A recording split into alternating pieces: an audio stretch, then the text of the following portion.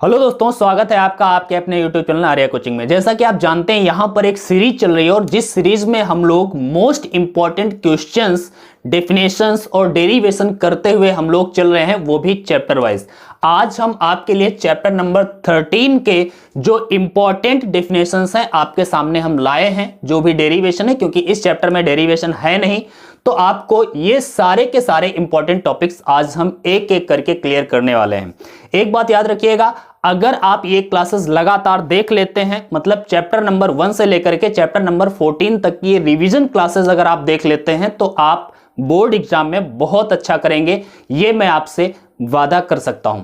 चलो आज हम लोग ये टॉपिक तो स्टार्ट करेंगे। सबसे पहले देख लेते हैं हमें क्या क्या पढ़ना है। परमाणु द्रव्यमान मात्रक, जिसे हम एमयू कहते हैं, परिभाषा अक्सर पूछती जाती है आपके एग्जाम में। नाभिकों का वर्गीकरण, जिसमें आता है आपका समप्रोटॉनिक, समन्यूट्रॉनिक या समभारिक, ठीक है, इसके बारे में हम लोग जानेंगे। द्रव्यमान ऊर्जा संबंध क्या होता है, जो आइंस्टीन ने दिया था, इसके बारे में भी हम लोग जानेंगे। साथ ही साथ में युग्म उत्पाद और युग्म विनाश की जो घटनाएं हैं आखिर क्या हैं, इनके बारे में हम लोग जानते हैं। फिर द्रव्यमान क्षति, नाभिकीय विखंडन, नाभिकीय विखंडन में श्रृंखला अभिक्रिया क्या होती है, और साथ ही साथ में क्रांतिक आकार, क्रांतिक द्रव्यमान और नाभिकीय संलयन। ये इंपॉर्टेंट टॉपिक्स हैं जो आपके बोर्ड एग्जाम के लिए बहुत इंपॉर्टेंट साबित होने वाले हैं। तो हम एक एक करके इन सबको डिस्कस करने वाले हैं। एक बात याद रखिएगा, ये क्लास थोड़ी सी लंबी हो सकती है, 1 घंटे 10 मिनट या फिर कुछ भी समय हो, लेकिन अगर आप धैर्य से देखते हैं तो डेफिनेटली आप बहुत कुछ सीख करके यहां से जाने वाले हैं। भैया एक बात और मैं आपसे कह देता हूं कि अगर क्लास आपको पसंद आ जाए तो इसे लाइक करिएगा, अपने दोस्तों के साथ भी शेयर करिएगा, और अगर चैनल सब्सक्राइब नहीं किया है तो सब्सक्राइब जरूर करिएगा। चलो शुरू करते हैं आज की क्लास। सबसे पहला हमारा टॉपिक है परमाणु द्रव्यमान मात्रक। तो परमाणु द्रव्यमान मात्रक क्या होता है अब हम लोग समझते हैं, ठीक है। इसे हम शॉर्ट में कहते हैं AMU, एटॉमिक मास यूनिट, या फिर शॉर्ट में केवल U भी आप लिखा पाएंगे। तो इसका मतलब क्या है, इसकी परिभाषा आपसे पूछ दी जाती है कि परमाणु द्रव्यमान मात्रक को परिभाषित कीजिए, या फिर एक MU या AMU को परिभाषित कीजिए, ठीक है। तो आप क्या कहेंगे, आप जानते होंगे वही कार्बन, और कार्बन का एक अपर रूप होता है 6C12, ठीक है। कार्बन 6C12 जो है, इस कार्बन 6C12 में जितने भी न्यूक्लियॉन हैं, इन सभी न्यूक्लियनों के द्रव्यमानों का कुल योग करिए और उसका 12वां भाग कर दीजिए। अब जरा ये समझो, इसमें न्यूक्लियनों की संख्या है कितनी? भाई न्यूक्लियनों की संख्या है 12। एक न्यूक्लियन का द्रव्यमान अगर आप कुछ भी मान लें, मैं एग्जांपल ले रहा हूं, आप ये ना समझें कि ये एक्चुअल में होता है। मैंने मान लिया एक न्यूक्लियन का द्रव्यमान 2 किलोग्राम होता है। भैया इतना होता नहीं है, मैं समझाने के लिए आपको बोल रहा हूं, ठीक है। तो 2 न्यूक्लियनों का द्रव्यमान इसका दुगना हो जाएगा। 12 न्यूक्लियनों का द्रव्यमान क्या हो जाएगा, तो 12 न्यूक्लियनों का द्रव्यमान इसका 12 गुना हो जाएगा। तो 2 का 12 गुना भैया कितना हो जाएगा, जरा बताएंगे? 24 किलोग्राम होगा। और मैंने बताया 12 जितने भी न्यूक्लियन है इस कार्बन 6C12 में, उन सभी न्यूक्लियनों के द्रव्यमानों का योग कर लीजिए तो आपको कुल योग इतना मिल गया। अब इसका 12वां भाग कर दीजिए, 12वां हिस्सा कर दीजिए। तो जैसे ही आप इसका 12वां हिस्सा करेंगे तो आपको फिर 2 किलोग्राम ही मिल जाएगा। डायरेक्टली आप लगभग ऐसे कह सकते हैं कि किसी एक न्यूक्लियन का जो द्रव्यमान होगा वही हमारा क्या होगा, परमाणु द्रव्यमान मात्रक कहा जाएगा। अब जरा समझिए, दोबारा आप ध्यान से समझें। मैंने ये बोला है कि कार्बन 6C12 है, इसका कोई एक न्यूक्लियन का द्रव्यमान जितना होता है उसी को हम क्या कहते हैं, एक AMU कहते हैं, या परमाणु द्रव्यमान मात्रक कहते हैं। लेकिन इसको ऐसे परिभाषित कहीं पर आप लिखा हुआ देखेंगे नहीं। इसको हमेशा इस तरह से लिखा जाता है कि एक MU होता क्या है, बताया जाता है कि कार्बन 6C12 के सभी न्यूक्लियनों के द्रव्यमानों के 12वें भाग को क्या कहते हैं, एक MU कहते हैं। तो जितने भी इसमें न्यूक्लियन हैं उन सभी न्यूक्लियनों का द्रव्यमानों का योग लीजिए और उसका 12वां भाग या 12वां हिस्सा ले लीजिए, तो वही आपका AMU कहा जाता है। तो अगर आप लिखना चाहते हैं लिख लीजिए, मैं एक बार बोल देता हूं। लिखेंगे कार्बन 6C12 के सभी न्यूक्लियनों के द्रव्यमानों के योग के 12वें भाग को हम एक एमयू या परमाणु द्रव्यमान मात्रक कहते हैं। बात क्लियर है। अब अगर आपसे कोई पूछे कि एक एमयू जो है ये किसका मात्रक है, तो सिंपल अभी हमने बता दिया है, ये द्रव्यमान का मात्रक है। और ये द्रव्यमान का अगर मात्रक है तो द्रव्यमान का जो एसआई मात्रक होता है हमें पता है किलोग्राम होता है। तो भाई एक एमयू जो द्रव्यमान का मात्रक है, एक एमयू में कितने किलोग्राम होता है, अगर आपसे कोई पूछता है तो आपको जवाब देना है कि भाई एक एमयू में जो द्रव्यमान होता है 1.66 इंटू 10⁻⁻27 kg होता है। अब जरा समझिए, आपने सुना ही होगा एक प्रोटॉन का द्रव्यमान क्या होता है। तो एक प्रोटॉन का द्रव्यमान, मास ऑफ प्रोटॉन होता है 1.67 इंटू में 10⁻⁻27 kg। ये लगभग हर इंसान को याद रहता है। और अगर ये याद है तो फिर इसको याद करने में कोई दिक्कत भी नहीं है। भैया एक एमयू में कितना द्रव्यमान होता है, कितने किलोग्राम होता है, 1.66 होता है। 1.67 अगर लिखते हैं फिर भी कोई दिक्कत नहीं है वैसे, लेकिन नॉर्मली आपने जब भी एक एमयू की बात आए तो 1.66 इंटू 10⁻⁻27 kg ही लिखे। बात क्लियर है। तो अगर आपने ये बात क्लियर कर ली है तो भैया अगर आप स्क्रीनशॉट लेना चाहते हैं ले लीजिएगा, इसमें लेने वाला वैसे कुछ है भी नहीं।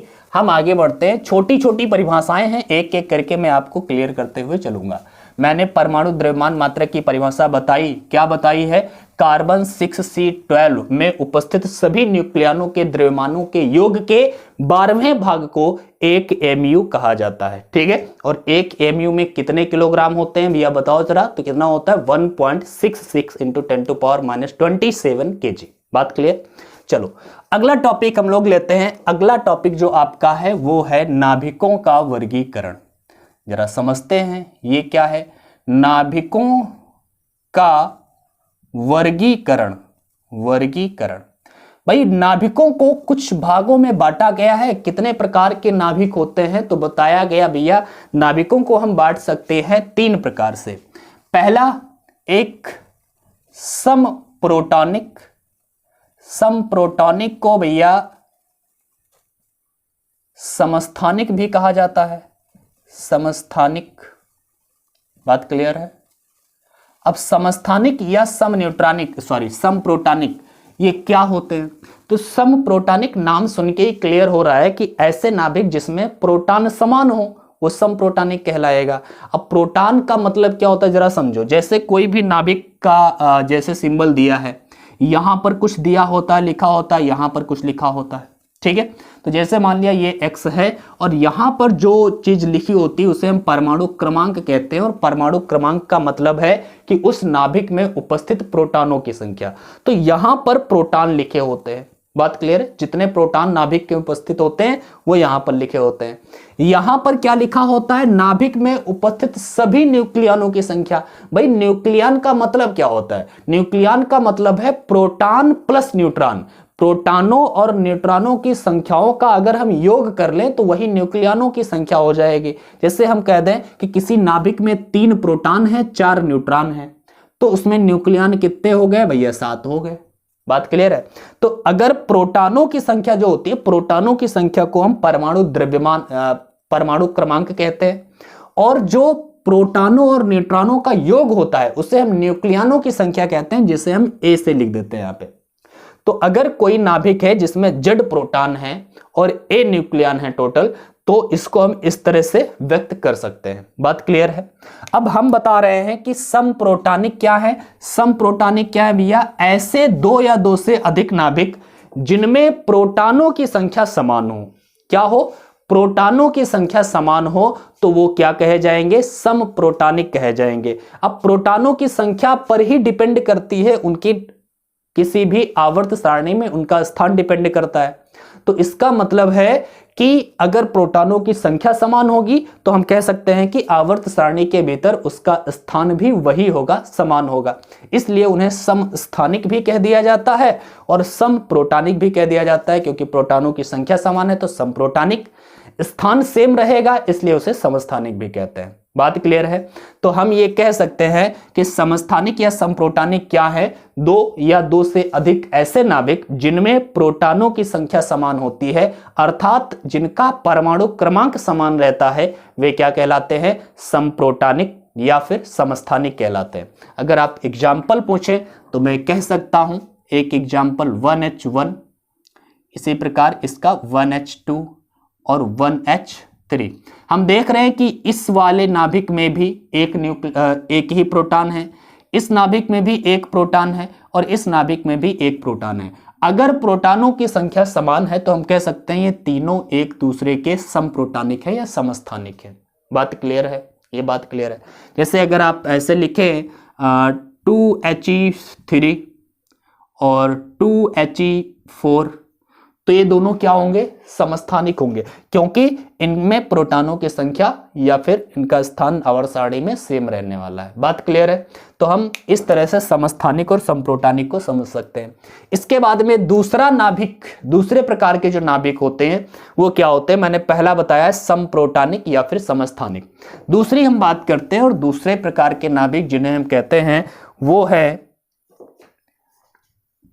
बी, क्या है, संभारिक। संभारिक, संभारिक, संभारिक क्या है भाई, संभारिक क्या होते हैं। तो अभी मैंने आपको बताया है कि भाई कोई नाभिक है जिसमें प्रोटॉनों की संख्या को यहां पर लिखा जाता है, जिसे हम नॉर्मली जेड से व्यक्त करते हैं, इसे हम परमाणु क्रमांक कहते हैं, और यहां पर हम जो लिखते हैं वो न्यूक्लियनों की संख्या लिखते हैं, जिससे हम ए से नॉर्मली व्यक्त करते हैं, और इसे हम परमाणु भार कहते हैं। तो ये है परमाणु क्रमांक, ये है परमाणु भार। इसका मतलब है कि संभारिक क्या होगा, संभारिक वे नाभिक होंगे जिनके परमाणु भार समान हो। जिनमें परमाणु भार अगर समान है तो वो क्या कहलाएंगे, संभारिक कहलाएंगे। तो दो या दो से अधिक ऐसे नाभिक जिनके परमाणु भार समान होते हैं वे क्या कहलाते हैं, संभारिक कहलाते हैं। मेरे ख्याल से आपको ये समझ में, अब देखो संभारिक कहें आप, परमाणु भार समान कहें, या फिर न्यूक्लियनों की संख्या समान कह दे कि दो या दो से अधिक ऐसे नाभिक जिनमें एक न्यूक्लियनों की संख्या समान होती है, उन्हें संभारिक कहते हैं। बात क्लियर है, आपने लिख भी लिया होगा। और अगर आप इसके एग्जाम्पल आप हमसे पूछेंगे तो हम आपको इस तरह से बता सकते हैं कि जैसे 1H3 हो गया और एक 2He3 हो गया। तो ध्यान से देखिए, यहां पर 3 और ये भी 3, इसका मतलब है कि ये दोनों कैसे हैं, आपस में संभारिक है, क्योंकि इनके परमाणु भार जो है वो समान है। बात क्लियर है, ये तो आपको क्लियर हो गया होगा। इसके बाद में एक और नाभिक प्रकार, एक प्रकार का बचता है, वो कौन सा है, तो उसे हम बोलते हैं समन्यूट्रॉनिक। क्या बोलते हैं भाई, समन्यूट्रॉनिक।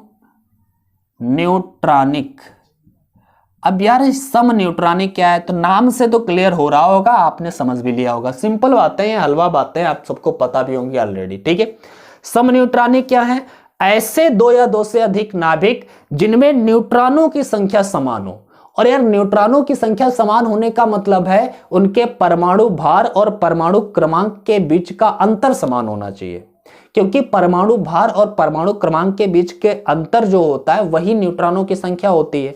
जैसे अगर हम बता दें कि यहां पर लिखा है 3 और ये लिखा है Li और ये लिखा है 7, ओके, 3Li7 मैंने लिख दिया ऐसे ही, ठीक है। अब यहां पर अगर आप ध्यान से देखोगे तो 3 क्या है, प्रोटॉनों की संख्या, तो प्रोटॉनों की संख्या 3 है। कुल न्यूक्लियन कितने हैं, प्रोटॉनों की संख्या तो 3 है, जिसे हम जेड से लिख सकते हैं। कुल न्यूक्लियन कितने हैं, कुल न्यूक्लियन है 7। भैया नाभिक के भीतर होते क्या है, प्रोटॉन और न्यूट्रॉन ही होते हैं, जिसमें से प्रोटॉन अगर 3 है और टोटल न्यूक्लियन अगर 7 है तो इसका मतलब 4 न्यूट्रॉन रहे होंगे। सिंपल बात है। तो न्यूक्लियनों की संख्या जो ए है, इससे घटाएंगे तो 7 से 3 घटाएंगे तो क्या निकल के आएगी, उसमें न्यूट्रॉनों की संख्या निकल करके आती है, ठीक है। और अगर ये न्यूक्लियनों की संख्या मतलब ए और जेड का अंतर किसी पदार्थ में समान हो तो इसका मतलब है उसमें न्यूट्रॉनों की संख्या समान होगी, ठीक है। तो हम यहां पर क्या कहेंगे, समन्यूट्रॉनिक ऐसे तत्व होते हैं, दो या दो से अधिक ऐसे नाभिक जिनमें न्यूट्रॉनों की संख्या समान होती है। किसकी? न्यूट्रॉनों की संख्या समान होती है, वे क्या कहलाते हैं? समन्यूट्रॉनिक कहलाते हैं। और अगर आप इनका कोई उदाहरण आपसे अगर पूछता है तो आप इनका उदाहरण क्या देंगे? जैसे मान लिया मैंने 1He3 कर दिया, ठीक है, और साथ ही साथ में 2He4 कर दिया, तो भैया इसमें देखेंगे 1 और 3 के बीच का अंतर कितना है? 2, और 4 और 2 के बीच का भी अंतर क्या है? 2। तो ये दोनों क्या हुए? समन्यूट्रॉनिक है, आपस में समन्यूट्रॉनिक है। सारे एग्जांपल्स में एक बार लिख देता हूं। समस्थानिक के एग्जांपल क्या हो जाएंगे? जैसे 1H1, 1H2, 1H3, तो ये समस्थानिक के नाभिक एग्जाम्पल हो गए आपके लिए, ठीक है, ओके। अगेन यहाँ पर संभारिक के एग्जाम्पल अभी मैंने आपको लिखे थे, जैसे 1H3 था और इसी के साथ में 2He3 था, तो ये कैसे होंगे? संभारिक हो गए हैं। और समन्यूट्रॉनिक का मैंने एग्जाम्पल लिख दिया है। और भाई मार्कर मेरा ज्यादा इंक फेंक रहा है, कोई बात नहीं, कोई बात नहीं है, ठीक है। आप इसका स्क्रीनशॉट ले लो, मैं आगे बढ़ता हूं, थोड़ा साफ कर लेता हूं यार, ठीक है, ओके। बढ़ते हैं आगे। ये यार कुछ ज्यादा इंक छोड़ दिया इसने, कोई नहीं, चलो ये टॉपिक मेरे ख्याल से आपको क्लियर हो गया होगा। आगे बढ़ते हैं और अगले टॉपिक की ओर हम लोग चलते हैं, ठीक है। अगला टॉपिक क्या है भाई? अगला टॉपिक क्या है जरा पढ़िए भाई। एक बात याद रखना, अगर क्लास पसंद आ रही है तो भैया बिना सब्सक्राइब किए मत जाइएगा, लाइक किए मत जाइएगा, बिना लाइक किए नहीं जाना है, और आपको शेयर जरूर करना है, ठीक है। अगला टॉपिक जो हमारा है वो है द्रव्यमान ऊर्जा संबंध। क्या? द्रव्यमान ऊर्जा संबंध। यार द्रव्यमान ऊर्जा संबंध, ये किसने द्रव्यमान और ऊर्जा के बीच में संबंध दिया था? यार जब तक आइंस्टीन नहीं आए थे तब तक दुनिया ये समझती थी कि द्रव्यमान और ऊर्जा ये अलग अलग चीजें हैं, इनके बीच में कोई रिलेशन नहीं है, ये अलग अलग सत्ताएं हैं। लेकिन जैसे ही आइंस्टीन आते हैं और आइंस्टीन अपने रिसर्च के आधार पर कहते हैं कि नहीं भाई, द्रव्यमान और ऊर्जा एक ही सिक्के के दो पहलू हैं, द्रव्यमान को ऊर्जा में और ऊर्जा को द्रव्यमान में बदला जा सकता है। और कैसे बदलेंगे उसके लिए उन्होंने इक्वेशन भी दे दिया भाई। उन्होंने जो इक्वेशन दिया था वो बहुत फेमस इक्वेशन है, और अगर आप साइंस पढ़ते हैं तो आपने इस इक्वेशन को जरूर पढ़ा होगा। E = mc², E = mc²। उन्होंने कहा कि अगर m द्रव्यमान है, अगर हमारे पास m द्रव्यमान है किलोग्राम में, अगर m किलोग्राम द्रव्यमान है तो उससे हम कितनी ऊर्जा बना सकते हैं? तो mc² के बराबर। यहां पर c है प्रकाश का वेग, ठीक है, वायु या निर्वात में, तो mc² ये क्या है भैया? इतनी ऊर्जा हम m द्रव्यमान से बना सकते हैं, और ये ऊर्जा हमेशा जूल में आएगी। किस में आएगी भाई? ये जूल में ऊर्जा प्राप्त हो जाएगी। तो अगर आप जानना चाहते हैं कि 1 किलोग्राम द्रव्यमान से कितनी ऊर्जा बना सकते हैं भैया, एक यहां पर लिखो, c का वैल्यू लिखो, इसका स्क्वायर कर दो, 9 × 10⁻16 जूल ऊर्जा आप बना सकते हैं 1 किलोग्राम द्रव्यमान से। बात क्लियर है? समझ पा रहे हैं ना? तो E = mc², ये जो फार्मूला है वो द्रव्यमान को ऊर्जा में और ऊर्जा को द्रव्यमान में परिवर्तित करने के लिए काम आता है, ठीक है। और ये याद रखिए किसने दिया था? आइंस्टीन ने दिया था। और आइंस्टीन से पहले द्रव्यमान और ऊर्जा को अलग अलग समझा जाता था, लेकिन आइंस्टीन ने कहा नहीं भैया, ये दोनों एक ही सिक्के के दो पहलू हैं, ऊर्जा को द्रव्यमान में बदल सकते हैं और द्रव्यमान को ऊर्जा में भी बदला जा सकता है। कितने द्रव्यमान से हम कितनी ऊर्जा बना सकते हैं, तो ये आपको एक तरीका सुझाया गया। इसी के आधार पर भैया अभी हमने आपको 1 mu द्रव्यमान की बात की थी। अगर मैं 1 किलोग्राम द्रव्यमान से कितनी ऊर्जा बना सकता हूं मैं लिख दूं, तो यहां पर m की जगह पर 1 रख देंगे, c की जगह पर 3 × 10⁸ लिख देंगे, इसका स्क्वायर कर देंगे, 9 × 10⁻16 जूल ऊर्जा बन जाएगी भैया। किससे? 1 किलोग्राम द्रव्यमान से। लेकिन अगर मैंने अभी आपको द्रव्यमान का एक छोटा सा मात्रक दिया था, वो क्या था? AMU, द्रव्यमान क्या था? एटॉमिक मास यूनिट, ठीक है। नाभिकीय द्रव्यमान क्या था यार? नाभिक, मैं बोल रहा हूं देखो, मतलब AMU या शॉर्ट में कहते हैं। अभी मैंने लिखा था ना परमाणु द्रव्यमान मात्रक। इतना दिमाग मेरा खराब है यार, तबीयत भी गड़बड़ है, कोई बात नहीं है, कोई बात नहीं है, चलता है इतना, ठीक है। E = mc², बात क्लियर है? अब भैया 1 AMU से कितनी ऊर्जा बना सकते हैं? 1 AMU द्रव्यमान ही तो है, कितनी ऊर्जा बना सकते हो 1 mu से? अगर आपसे पूछ दे तो भैया आप बना करके देख लेना, ठीक है। एक एएमयू में कितना द्रव्यमान होता है यहां पे रख दिया भैया। आप एक एएमयू में कितने किलोग्राम होते हैं? 1.66 गुणे में 10⁻27 kg, ये होता है। और यहां पर C का वैल्यू रख सकते हैं और यहां पे रख देंगे तो जूल में आंसर आ जाएगा। और उसको आप अगर इलेक्ट्रॉन वोल्ट में बदलेंगे, मिलियन इलेक्ट्रॉन वोल्ट में बदलेंगे, तो भैया मैं यहां पे करके नहीं दिखा रहा हूं, बस आपको याद रखने वाली चीज है कि एक एएमयू से आप जो ऊर्जा बना सकते हैं वो कितनी बना सकते हैं, तो याद रखिए 931 मिलियन इलेक्ट्रॉन वोल्ट। कहीं कहीं पर आपको 931.5 भी लिखा मिलेगा, 931.3 भी लिखा मिलेगा, नो प्रॉब्लम। नॉर्मली आप ये याद रखेंगे 931 मिलियन इलेक्ट्रॉन वोल्ट ऊर्जा बन सकती है किससे? एक एएमयू द्रव्यमान से। तो एक एएमयू द्रव्यमान से कितनी ऊर्जा बनाई जा सकती है? 931 मिलियन इलेक्ट्रॉन वोल्ट। एक एएमयू में कितने किलोग्राम होते हैं? तो एक एएमयू में कितने किलोग्राम होते हैं ये याद रखिएगा, 1.66 गुणा 10⁻27 kg। और इससे कितनी ऊर्जा बनाई जा सकती है? 931 मिलियन इलेक्ट्रॉन वोल्ट की ऊर्जा हमें प्राप्त हो सकती है केवल एक एएमयू द्रव्यमान से। बात क्लियर है? अगर आपको ये सारी बातें क्लियर है तो भैया स्क्रीनशॉट लो, मैं बढ़ता हूं आगे की ओर और अगला टॉपिक मैं आपके लिए लेके आता हूं। ओके, सो अगला टॉपिक जो हमारा है वो क्या है भाई, जरा ध्यान से देखिए। अगला टॉपिक है युग्म उत्पाद और युग्म विनाश की घटना। ठीक है भाई, यहां पे लिख लेते हैं। चौथा टॉपिक है हमारा युग्म उत्पाद एवं युग्म विनाश। ठीक है भाई, युग्म उत्पाद और युग्म विनाश क्या होते हैं? सबसे पहले हम युग्म उत्पाद की बात करते हैं। अगर कोई गामा किरण फोटॉन, क्या मैंने क्या बोला है? गामा किरण फोटॉन किसी भारी नाभिक से टकराता है और वो गामा किरण फोटॉन के पास में बहुत अधिक ऊर्जा होनी चाहिए, तो अति ऊर्जावान गामा किरण फोटॉन किसी भारी नाभिक से टकराता है तो वह उसके द्वारा अवशोषित कर लिया जाता है। उसके बाद में क्या होता है? नाभिक उस ऊर्जा से या उस फोटॉन की ऊर्जा से एक पॉजिट्रॉन और इलेक्ट्रॉन की उत्पत्ति करता है।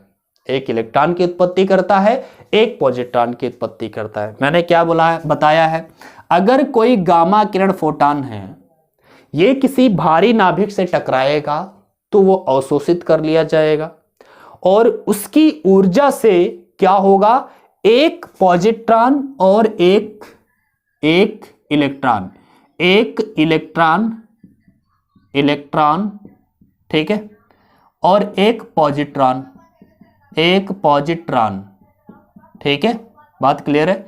एक इलेक्ट्रॉन ऐसे लिख सकते हैं आप और एक पॉजिट्रॉन इस तरह से आप लिख सकते हैं। ठीक है, तो एक इलेक्ट्रॉन और एक पॉजिट्रॉन की उत्पत्ति होती है।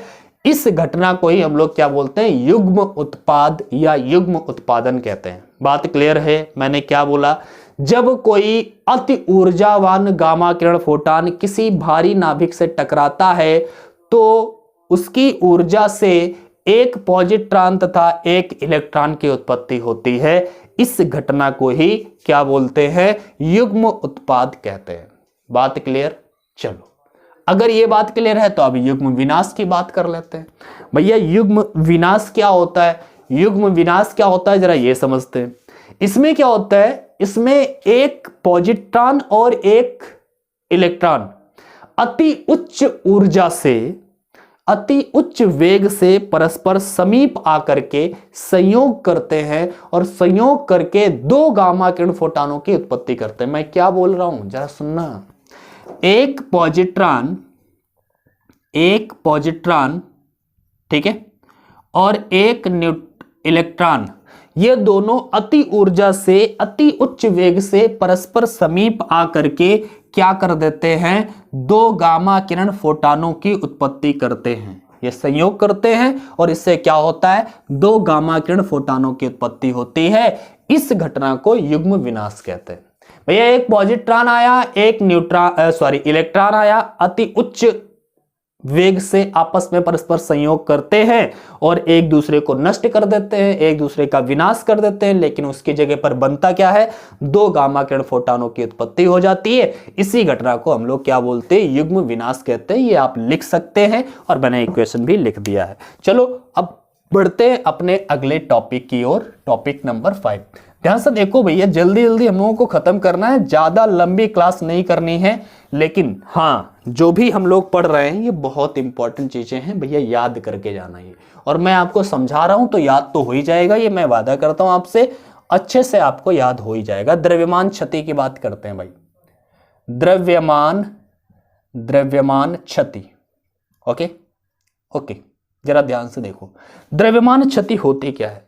जैसे मैंने अगर कह दिया, मैंने आपसे कहा यार कि कोई नाभिक है, अगर मैं कहूं एक नाभिक है और इस नाभिक को मैं इस तरह से व्यक्त कर रहा हूं ZA, उसमें कुल न्यूक्लियन कितने हैं A, मतलब उसमें प्रोटॉन कितने हैं भैया जरा बताओ।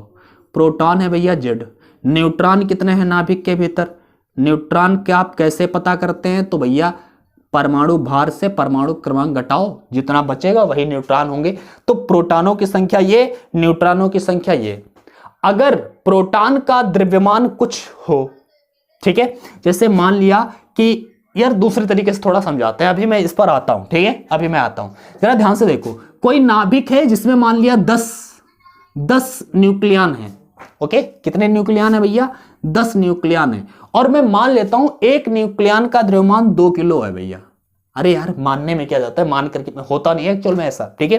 2 किलो, एक न्यूक्लियन का द्रव्यमान 2 किलो है, 10 न्यूक्लियन है, तो इसका द्रव्यमान कितना होना चाहिए आपके अनुसार, कितना होना चाहिए भैया, 10 दुना 20 किलोग्राम इसका द्रव्यमान होना चाहिए। लेकिन जब आप तौलने जाओगे तो आपको इसका द्रव्यमान 20 किलोग्राम मिलेगा नहीं, इसका द्रव्यमान आपको कुछ कम मिलेगा, 19 किलोग्राम या फिर 19.5 किलोग्राम, मतलब एग्जाम्पल में बता रहा हूं, ऐसा मिलेगा। मतलब अलग अलग द्रव्यमानों का अगर आप कुल योग देखें तो होना तो चाहिए था 20 किलोग्राम, क्योंकि 10 न्यूक्लियन है, एक न्यूक्लियन का द्रव्यमान 2 किलोग्राम है, तो क्या हो जाएगा, 20 किलोग्राम द्रव्यमान होना चाहिए था। लेकिन नाभिक का जो वास्तविक द्रव्यमान होता है वो उससे कुछ कम आपको मिलेगा, 20 किलोग्राम आपको मिलेगा नहीं, एक्चुअल में थोड़ा बहुत कम मिलेगा। ये जो द्रव्यमान में कमी आती है ना, ये जो द्रव्यमान में कमी आई है 1 किलोग्राम की, इसी द्रव्यमान में हुई कमी को ही हम लोग कहते हैं द्रव्यमान क्षति। क्या कहते हैं, द्रव्यमान क्षति। तो भैया द्रव्यमान क्षति क्या है, सिंपल बात है, द्रव्यमान क्षति क्या है, किसी नाभिक में उपस्थित सभी न्यूक्लियनों के द्रव्यमानों का जो योग होता है वो हमेशा नाभिक के वास्तविक द्रव्यमान से कुछ अधिक होता है। और ये जो द्रव्यमानों में कमी आती है, द्रव्यमान में जो कमी आती है, नाभिक के द्रव्यमान में जो कमी आती है, इसी को हम लोग क्या बोलते हैं, द्रव्यमान क्षति कहते हैं। बात क्लियर है। तो हम ऐसे कैसे कह सकते हैं, हम कह सकते हैं किसी नाभिक का वास्तविक द्रव्यमान, उसमें उपस्थित न्यूक्लियनों के अलग अलग द्रव्यमानों के योग से कुछ कम होता है। जो नाभिक का वास्तविक द्रव्यमान होता है वो नाभिक में उपस्थित सभी न्यूक्लियनों के अलग अलग द्रव्यमानों के योग से क्या होता है, कुछ कम होता है। और द्रव्यमान में यह कमी द्रव्यमान क्षति कहलाती है। एक बार मैं फिर बोलता हूं, आप लिख सकते हैं। मैं बोल रहा हूं ये कि किसी नाभिक का वास्तविक द्रव्यमान जो होता है वो उस नाभिक में उपस्थित न्यूक्लियनों के अलग अलग द्रव्यमानों से के योग से कुछ कम होता है। और ये जो द्रव्यमान में कमी होती है, इस कमी को ही हम क्या बोलते हैं, द्रव्यमान क्षति कहते हैं। और नॉर्मली इसे भाई हम व्यक्त करते हैं डेल्टा एम से, ठीक है। तो डेल्टा एम से हम व्यक्त करते हैं द्रव्यमान क्षति को। अगर आप इसके फार्मूले की अगर बात करें, कैसे फार्मूला तैयार करेंगे, तो सिंपल बात है भाई, जरा ध्यान से देखो। मान लिया कि हम प्रोटॉन के द्रव्यमान को एमपी से लिखेंगे। काहे से, एमपी से, एमपी से हम प्रोटॉन के द्रव्यमान को लिख रहे हैं, एमएन से हम न्यूट्रॉन के द्रव्यमान को लिख रहे हैं, और MN capital M capital N ये है हमारा किसी भी नाभिक का द्रव्यमान, जो नाभिक का एक्चुअल द्रव्यमान होगा, ठीक है। अब जरा समझो, अगर कोई नाभिक है ZXA तो इसमें द्रव्यमान क्षति क्या होगी। सबसे पहले हम क्या करेंगे, सबसे पहले हम उसके सभी न्यूक्लियनों का योग कर लेंगे। सभी न्यूक्लियनों का योग मतलब न्यूक्लियस में क्या क्या है, पहले तो एक प्रोटॉन का द्रव्यमान हमें mp पता है और इसमें प्रोटॉनों की संख्या है z, तो इनकी प्रोटॉनों का कुल द्रव्यमान zmp हो गया। साथ ही साथ में हमें ये पता है एक न्यूट्रॉन का द्रव्यमान है mn, लेकिन इसमें न्यूट्रॉन कितने हैं a minus Z, so a minus Z mn हो गया। ठीक है, तो ये प्रोटॉनों का द्रव्यमान, ये न्यूट्रॉनों का द्रव्यमान, तो उसमें उपस्थित कुल न्यूक्लियनों का द्रव्यमान तो ये हो गया। वास्तव में हमें क्या निकालना है भैया, हमें तो निकालना है डेल्टा एम द्रव्यमान क्षति। तो ये कुल द्रव्यमानों का जो योग है, इससे अगर हम जो हमारा नाभिक है, नाभिक का वास्तविक द्रव्यमान घटा दिया जाए, जो अंतर हमें आएगा उसी को तो हम लोग द्रव्यमान क्षति कहते हैं। तो नाभिक का वास्तविक द्रव्यमान हम मान करके चलते हैं वो है कैपिटल mn, तो कैपिटल mn को घटा दिया जाए। प्रोटॉनों के द्रव्यमानों का योग, न्यूट्रॉनों के द्रव्यमानों का योग, इससे कुल न्यूक्लियनों का द्रव्यमानों का योग हो गया। इसमें से नाभिक का वास्तविक द्रव्यमान घटा देंगे तो भैया ये जो फार्मूला है आपका द्रव्यमान क्षति के लिए फार्मूला है। इसके बाद में आती है बंधन ऊर्जा, लेकिन हमारे सिलेबस से इस वर्ष के लिए बंधन ऊर्जा को हटाया गया है, इसलिए बंधन ऊर्जा के बारे में हम डिस्कस नहीं करेंगे। लेकिन फिर भी अगर आप समझें तो बंधन ऊर्जा यार फार्मूला मैं आपको बता देता हूं। बंधन ऊर्जा EB से लिखा जाता है और वो क्या होता है, डेल्टा एम जो निकल करके आता है द्रव्यमान क्षति, उसके साथ में 931 से गुणा कर देते हैं, ऊर्जा निकल के आ जाती है मिलियन इलेक्ट्रॉन वोल्ट में, ये बंधन ऊर्जा निकल के आ जाती है। ये बात याद रखने योग्य है कि डेल्टा एम जो है मतलब द्रव्यमान क्षति है वो हमेशा AMU में होनी चाहिए, तभी ये फॉर्मूला लगाएंगे। बात क्लियर? ओके, चलो अब मेरे ख्याल से ये बात तो क्लियर हो गई होगी भैया द्रव्यमान क्षति क्या होती है। इसको हम मिटाते हैं और अपने अगले टॉपिक की ओर बढ़ते हैं। टॉपिक नंबर हमारा है 6 और 6 टॉपिक में हमें क्या पढ़ना है जरा ध्यान से देखिए। टॉपिक नंबर 6 में हम लोग पढ़ने वाले हैं नाभिकीय विखंडन। भाई नाभिकीय विखंडन, ओके, विखंडन। नाभिकीय विखंडन क्या होता है?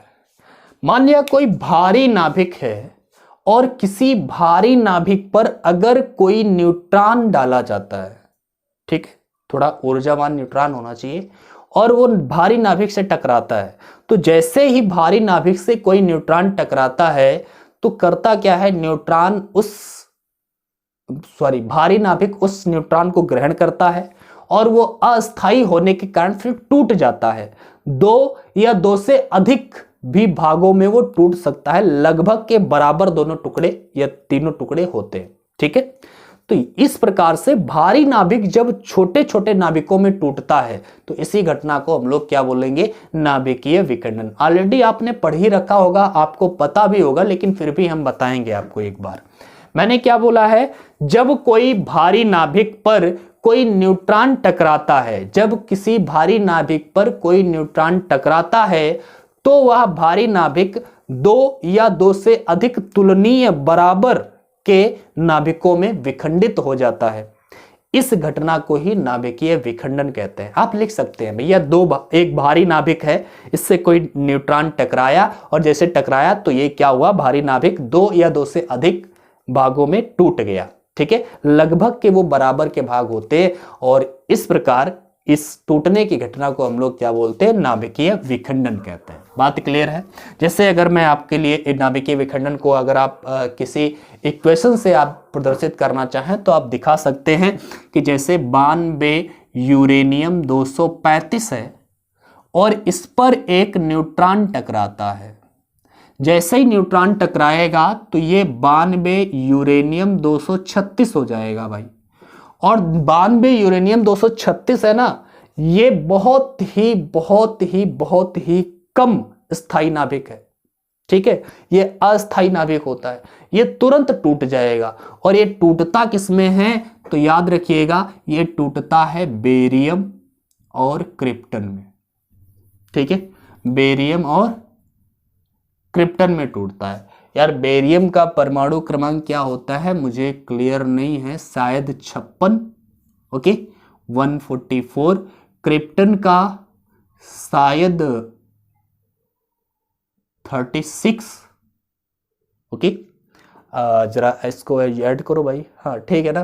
क्रिप्टन का 36 और इसका परमाणु भार 89 होता है। साथ ही साथ में नाभिकीय विखंडन के साथ में और मतलब 2 हल्के नाभिकों में टूट तो गया, साथ ही साथ में भैया ये 3 न्यूट्रॉनों को भी उत्सर्जित करता है और साथ साथ में कुछ ऊर्जा भी मुक्त होती है फोटॉन के रूप में।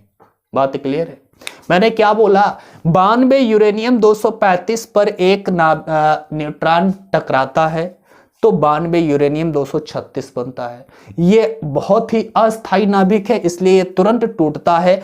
56 बेरियम 144, शायद ये अगर उल्टा होगा तो 36 इसका होगा, 56 उसका होगा। मेरे ख्याल से मैंने सही लिखा है। 56 बेरियम 144 और 36 क्रिप्टन 89, ठीक है। और साथ ही साथ में 3 न्यूट्रॉनों का भी उत्सर्जन होता है और बहुत सारी ऊर्जा भी मुक्त होती है। तो इस तरह से नाभिकीय विखंडन की घटना होती है। ये आप रिएक्शन भी दिखा सकते हैं और साथ ही साथ में परिभाषा मैंने बता दी है। नाभिकीय विखंडन क्या है भैया? तो नाभिकीय विखंडन क्या है लिखेंगे, जब कोई न्यूट्रॉन किसी भारी नाभिक से टकराता है तो वह भारी नाभिक 2 या 2 से अधिक हल्के नाभिकों में टूट जाता है और नाभिक की इस टूटने की घटना को या फिर उस भारी नाभिक की टूटने की घटना को ही हम लोग क्या बोलते हैं? नाभिकीय विखंडन कहते हैं। और आप इस इक्वेशन को नीचे लिख देंगे, आप अच्छे से याद भी कर सकते हैं, बहुत सिंपल चीज है, ठीक है। मेरे ख्याल से क्लियर है, ये बात याद रखना।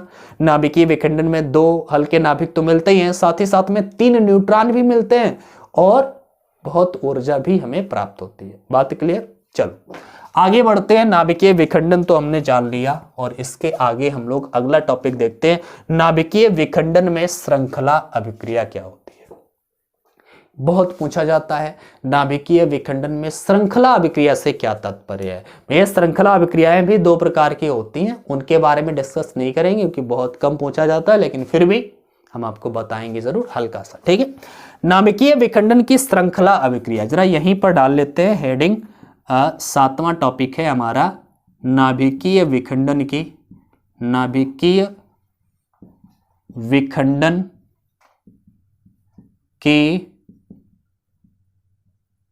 श्रृंखला अभिक्रिया। भैया ये क्या है जरा समझते हैं यार। जैसे मान लिया कोई भारी नाभिक था, इस पर एक न्यूट्रॉन इस पर टकराया। जैसे ये टकराएगा तो ये 2 नाभिकों में टूट जाएगा, बात क्लियर है? 2 नाभिकों में, किसमें? जैसे मान लिया ये 92 यूरेनियम था तो ये टूट गया भैया बेरियम में और साथ ही साथ में क्रिप्टन में, ठीक है। जैसे ये बेरियम और क्रिप्टन में टूटेगा तो मैंने बताया बेरियम और क्रिप्टन में टूटेगा तो 3 न्यूट्रॉनों का भी उत्सर्जन करेगा। यहां से 3 न्यूट्रॉन निकलेंगे भाई, 3 न्यूट्रॉन निकलेंगे। ये तीनों न्यूट्रॉन क्या करेंगे? आगे जाकर के भैया एक न्यूट्रॉन जब किसी से टकराया तो नाभिकीय विखंडन हुआ। अब यहां से 3 न्यूट्रॉन मिल गए हैं। जरा इसको मैं नीचे बनाने का प्रयास करूं तो आप ज्यादा अच्छी तरीके से समझेंगे। ध्यान से देखो यार, यहां पे मैंने मान लिया कोई 92 यूरेनियम 235 था, ठीक है। इस पर एक न्यूट्रॉन टकराता है और जैसे ही न्यूट्रॉन टकराता है इसका नाभिकीय विखंडन होता है, ये टूट जाता है। जैसे टूटेगा तो हमने क्या बताया है, ऊर्जा तो मिलेगी ही, बेरियम क्रिप्टन तो मिलेंगे ही, साथ ही साथ में 3 न्यूट्रॉन मिलेंगे। ये भैया 3 न्यूट्रॉन आगे चलेंगे और किसी अगले नाभिक को, यहाँ पर 92 यूरेनियम 235 के नाभिक हैं, इन नाभिक से टकराएंगे और जैसे ये न्यूट्रॉन, ये सारे के सारे न्यूट्रॉन जो हैं, जो अभी विखंडन से प्राप्त हुए हैं, ये आगे बढ़ेंगे और इनसे टकराएंगे तो इनका भी तो विखंडन कर देंगे। मतलब यहां पर ये न्यूट्रॉन एक विखंडन करेगा, ये भी एक आगे चल करके विखंडन करेगा, ये वाला न्यूट्रॉन भी आगे चल करके विखंडन करेगा। इस प्रकार से जैसे यहां पर विखंडन होगा, यहां से भी 3 निकलेंगे, यहां से भी 3 निकलेंगे और यहां से भी 3 निकलेंगे, ठीक है। ये आगे चल करके यहां पर 3 विखंडन करेगा, ये 3 विखंडन होगा, ये 3 विखंडन होगा, ये 3 विखंडन होगा। इस प्रकार से हम देखेंगे कि बहुत जल्दी से आगे एक चेन, एक श्रृंखला जैसी बनती चली जा रही है विखंडन की। हमने एक ही विखंडन किया है लेकिन आगे अपने आप विखंडन होना शुरू हो जाते हैं। तो ये जो श्रृंखला बन जाती है विखंडन की, इसी घटना को हम लोग नाभिकीय विखंडन की श्रृंखला अभिक्रिया कहते हैं। क्या होती है श्रृंखला अभिक्रिया?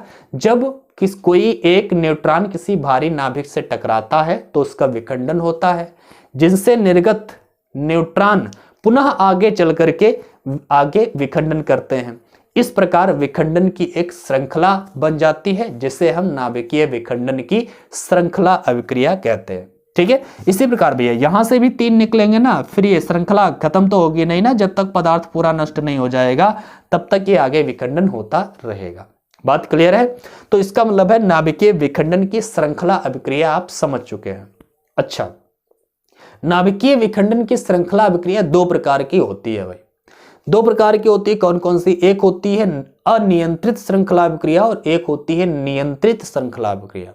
भैया अनियंत्रित श्रृंखला अभिक्रिया क्या होती है? जिसमें आगे जैसे विखंडन हुआ, जिससे 3 न्यूट्रॉन निकले, 3 न्यूट्रॉन आगे चल करके 3 विखंडन करेंगे, फिर उनसे 3-3 न्यूट्रॉन निकलेंगे, वो 3-3-3 मतलब 9 विखंडन करेंगे, फिर आगे उनसे 3-3 न्यूट्रॉन निकलेंगे सबसे, फिर आगे चल करके 27 विखंडन होंगे। तो इस प्रकार से आप देखेंगे पहले विखंडन से ऊर्जा थोड़ी मिली, फिर अगले विखंडन से 3 गुनी ऊर्जा हो गई, उसके अगले विखंडन से 9 गुनी ऊर्जा हो गई, उसके अगले विखंडन जब होंगे तो 27 गुनी ऊर्जा हो जाएगी। इस तरह से ऊर्जा, और ये घटना ऐसे 10-10 मिनट बाद नहीं होती भैया, 1 सेकंड में बहुत हजारों विखंडन हो जाएंगे, लाखों की संख्या में विखंडन हो जाएंगे। मतलब विखंडन इतनी स्पीड से होता है कि इतनी अधिक ऊर्जा बहुत ही कम समय में उत्पन्न हो जाती है, और जो हमारे लिए बहुत हानिकारक साबित हो सकती है। और इसी श्रृंखला अभिक्रिया का उपयोग करके क्या बनाया जाता है? परमाणु बम भी बनाए जाते हैं। परमाणु बम आपने सुना ही होगा। तो परमाणु बम किस पर आधारित होते हैं? नाभिकीय विखंडन पर आधारित होते हैं। नाभिकीय विखंडन की कौन सी अभिक्रिया पर? नाभिकीय विखंडन की श्रृंखला अभिक्रिया पर। श्रृंखला अभिक्रिया कौन सी? नियंत्रित वाले की अनियंत्रित वाले? याद रखिए अनियंत्रित श्रृंखला अभिक्रिया पर, क्योंकि उसमें बहुत ही कम समय में अपार ऊर्जा प्राप्त होती है, जो हमेशा विध्वंसकारी ही हो सकती है। बात क्लियर है? ठीक है। इसी प्रकार श्रृंखला अभिक्रिया अगर नियंत्रित श्रृंखला अभिक्रिया हो, नियंत्रित श्रृंखला अभिक्रिया का मतलब यह है कि जो न्यूट्रॉन है, वो न्यूट्रॉन जैसे नाभिकीय विखंडन हुआ, 3 न्यूट्रॉन निकले, अब 3 न्यूट्रॉनों में से किन्हीं 2 न्यूट्रॉनों को किसी तरह से हम इनको रोक दें, और 2 न्यूट्रॉनों को जब आप रोक दोगे तो एक ही न्यूट्रॉन आगे चल करके विखंडन करेगा। तो यहां पर एक विखंडन हुआ, इसका मतलब है ये दोनों न्यूट्रॉन किसी तरह से रुक गए और आगे विखंडन नहीं हुआ, केवल एक ही न्यूट्रॉन बढ़ता है और आगे विखंडन करता है। इसके बाद में फिर इसमें से जो 3 न्यूट्रॉन निकले उसमें से 2 न्यूट्रॉन रुक जाएं, किसी तरह से हम रोक लें और आगे चल करके फिर एक ही विखंडन आगे हो। तो इस प्रकार से आप देखेंगे कि लगातार एक विखंडन होता जा रहा है। तो इससे जो ऊर्जा होगी अचानक बहुत अधिक नहीं मिलेगी, इससे ऊर्जा कांस्टेंट रूप से धीरे धीरे बढ़ेगी, और जिसका उपयोग भी हम कहीं ना कहीं कर सकते हैं। तो इस ऊर्जा का उपयोग हम कर सकते हैं, लेकिन अनियंत्रित श्रृंखला अभिक्रिया से जो ऊर्जा प्राप्त होती है उसका उपयोग आप नहीं कर पाएंगे, क्योंकि इतनी भयंकर ऊर्जा बहुत कम समय में मिलेगी, जो हमेशा आपके लिए विध्वंसकारी ही होगी। ठीक है, तो इसलिए नाभिकीय विखंडन की जो अनियंत्रित श्रृंखला अभिक्रिया है वो बहुत खतरनाक होती है, और इस पर परमाणु बम आधारित होता है। और नाभिकीय विखंडन की जो नियंत्रित श्रृंखला अभिक्रिया है, नियंत्रित श्रृंखला अभिक्रिया पर आधारित होता है आपका नाभिकीय रिएक्टर, जिससे लगातार ऊर्जा हम प्राप्त करते रहते हैं। बात क्लियर है? तो नाभिकीय रिएक्टर किस पर आधारित है? नाभिकीय विखंडन की नियंत्रित श्रृंखला अभिक्रिया पर। परमाणु बम किस पर आधारित है? नाभिकीय विखंडन की अनियंत्रित श्रृंखला अभिक्रिया पर। बात क्लियर है? चलो अब हम आगे बढ़ते हैं, मैंने आपको ये समझा ही दिया है। इसके बाद में हम आगे बढ़ेंगे और अगले टॉपिक के बारे में जानते हैं, जो हमारा अगला टॉपिक है। भाई ध्यान से देखिए, मैं आपके लिए मेहनत कर रहा हूं, तबीयत मेरी खराब है, फिर भी मैं आपके लिए वीडियो शूट कर रहा हूं, और अपलोड करना बहुत बड़ा चैलेंज होता है भाई। गांव में नेटवर्क इतना खराब रहता है, अपलोड करने में नानी आ जाती है मुझे याद। ठीक है, तो इस वजह से आपको क्या करना है, हमारी मेहनत के लिए एक लाइक तो कर ही देना है, वीडियो को शेयर भी कर देना, सब्सक्राइब नहीं किया है तो भैया सब्सक्राइब भी कर लेना। हम बढ़ेंगे आगे, बकवास थोड़ी कम करें, ज़्यादा बेहतर है। अगला टॉपिक है हमारा क्रांतिक आकार या क्रांतिक द्रव्यमान। ये छोटी छोटी परिभाषाएं हैं लेकिन अक्सर पूछती जाती हैं, मैं आपको बता देता हूं, ठीक है। क्रांतिक आकार क्या होता है भाई? क्रांतिक आकार, ओके। या क्रांतिक साइज भी आप लिखा देखेंगे कहीं ना कहीं, तो क्रांतिक आकार लिखा हो या क्रांतिक साइज लिखा हो। और इसी प्रकार क्रांतिक द्रव्यमान, ध्यान से देखिए, क्रांतिक द्रव्यमान, ओके। अभी मैंने आपको श्रृंखला अभिक्रिया बताई है, नाभिकीय विखंडन की श्रृंखला अभिक्रिया। अगर आपने ये समझी थी तो आप इनको समझ पाएंगे। ध्यान से देखो, मैंने बताया कि अभी जैसे नाभिक का एक न्यूट्रॉन टकराया, इसका विखंडन हुआ, इससे 3 न्यूट्रॉन निकले, आगे चल करके विखंडन करेंगे, ये 3 करेंगे ना? हाँ करेंगे, लेकिन न्यूट्रॉन कम से कम यहां से 10 सेंटीमीटर आगे बढ़ेंगे तभी विखंडन होगा, उससे पहले ये विखंडन नहीं कर सकते। इसका मतलब है कि अगर ध्यान से देखिए, ये न्यूट्रॉन जो विखंडन से निकलते हैं, ये विखंडन से निकलने वाले न्यूट्रॉन कम से कम 10 सेंटीमीटर आगे बढ़ने के बाद में ही अगला विखंडन कर सकते हैं। और अगर हम मान लें कि कोई पदार्थ है वो इतना छोटा हो कि उसका आकार 10 सेंटीमीटर से भी छोटा हो जाए, तो भैया यहां पर विखंडन होगा, न्यूट्रॉन 3 निकलेंगे और 10 सेंटीमीटर तक पहुंचे नहीं, 10 सेंटीमीटर मान लिया यहां पर कंप्लीट हो रहा है और पदार्थ केवल इतना ही बड़ा है, तो ये न्यूट्रॉन तो आगे निकल गए, यहां पर पहुंचते तो विखंडन करते, लेकिन जैसे ही यहां पर पहुंचे तो यहां पर तो कोई परमाणु ही नहीं है, कोई नाभिक ही नहीं है, तो विखंडन क्या होगा? यहां पर नाभिक ही नहीं है, पदार्थ इतना ही छोटा था। और जब छोटा पदार्थ होगा तो न्यूट्रॉन जो निकलेंगे वो आगे बढ़ेंगे, बाहर निकल जाएंगे, तो इसका मतलब है नाभिक मिलेगा ही नहीं, तो का विखंडन कहां से करेंगे भाई? ठीक है ना? इसका मतलब है नाभिकीय विखंडन की श्रृंखला अभिक्रिया तभी जारी रह सकती है जब उस पदार्थ का आकार कुछ बड़ा होना चाहिए ना। और जो आकार आपको जितना न्यूनतम आकार आपको श्रृंखला अभिक्रिया जारी रखने के लिए जरूरी होता है, उसी आकार को हम क्रांतिक आकार कहते हैं। किसी पदार्थ का वह आकार या वह न्यूनतम आकार, न्यूनतम साइज जो नाभिकीय विखंडन की श्रृंखला अभिक्रिया जारी रखने के लिए आवश्यक है।